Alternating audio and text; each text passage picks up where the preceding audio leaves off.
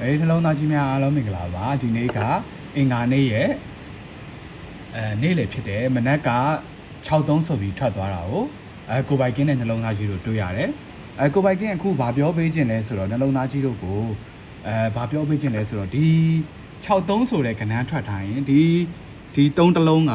3ရက်အတွင်းကို3တလုံးပြန်ကြတယ်ဆိုတာကိုကိုပိုင်ကင်းကနှလုံးသားကြီးကိုပြောပြခြင်းနဲ့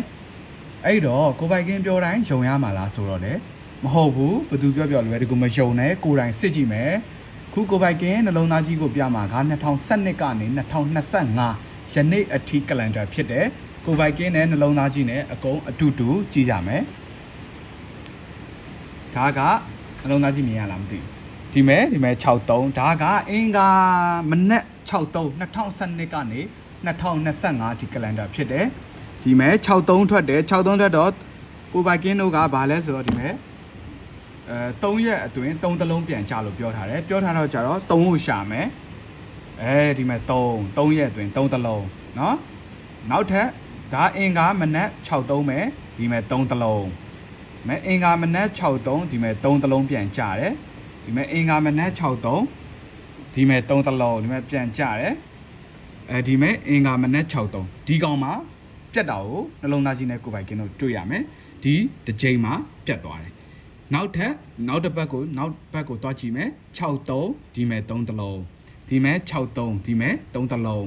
တော့မကောက်ဒီမဲ့နောက်တလုံးဒီမဲ့နောက်ထပ်ဒီမဲ့63ဒီမှာလဲကိုပိုင်ကင်းပြောချင်တာပြတ်တယ်အဲ့တော့ကိုပိုင်ကင်းတို့ပြတ်တာ2ခုရှိပြီเนาะဒီမှာကပိတ်ရက်2ချိန်ရှိတယ်